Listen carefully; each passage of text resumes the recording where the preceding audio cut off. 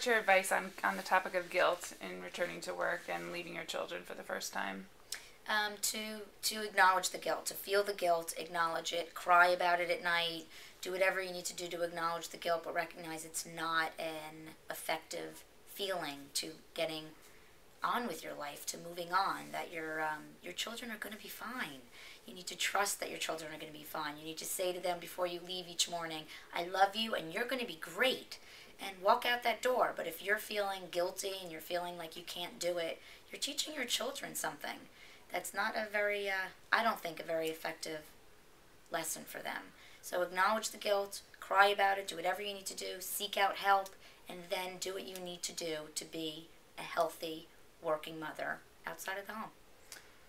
What can you say to the women who believe, well, my mother-in-law can't possibly do it as well as I can? Well, I think that might be true. But you married this man who was raised by this woman you don't trust. So you really need to maybe lower your expectations of what you think is the right way to raise your own child, and get over yourself a little bit. Do you have any final advice for moms on this journey? It's a journey, and being a stay-at-home mom, for me, was a tougher decision than going back to work, because I feel like I'm a better mom because I can get out of the house and I can come home with new perspectives and new energy, and it makes me proud of myself, and in turn I can pass that down to my children. And it's a journey, and being a mom is a challenging thing, and whatever choices moms make, you need to stick with it and do a good job at it. Maybe be in the home or outside of the home, but make a decision and stick with it. So how do you think a site like Butterfly can help moms today? Oh, I think it's amazing. I think moms will get the resources that they need. They might be able to get the jobs that they need. They'll be able to, it'll make their world bigger, because not everybody has a big enough world, and or they do and they don't choose to seek it out. But sometimes that anonymous source could be what they need, and I think it's going to help a lot of people get their needs met. So many women struggle with the grass is always greener complex.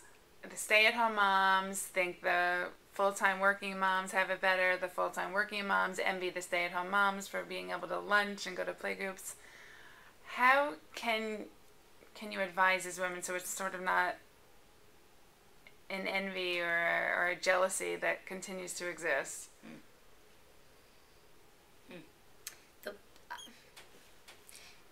I think women in general play the victim role, that the grass is always greener, and I wish I could be doing that, and I wish I could be doing that, and no matter what we're doing, we're always looking to the other side. And we have control of our lives. It doesn't matter how much money we have or we don't have, we have control of our lives, and there's ways to incorporate some of that. So if, for example, I'm jealous of my friends that get to lunch, which they do when I'm working, then I might need to make a little bit more of an effort to make myself available on one of those days where they are lunching, or maybe I do something for myself. I take an hour off if I can. I go enjoy my lunch break when I can. So I'm not feeling powerless and feeling sorry for myself. And make your priorities. When you see the things that other women are doing that you might be jealous of, think about it and think, are you truly jealous of it? And if you really are, how can I incorporate that into my life so I don't have to feel resentful and envious? Maybe it's just this tiny little thing I do, but it's better than nothing. For those women that are staying at home and are envious of the moms that get to go out and get to socialize with adults and get to work, go to butterfly.com. There's avenues there for you that will help you become one of those working moms. May it be part-time, full-time, whatever it is. You too can have those resources. It's in your control. So it doesn't have to be one or the other. It does not have to be one or the other. It's a balance. I'm a part-time mom. I like that balance. Find your balance and make it work for you. Be creative. Think outside of the box. Do whatever you need to do.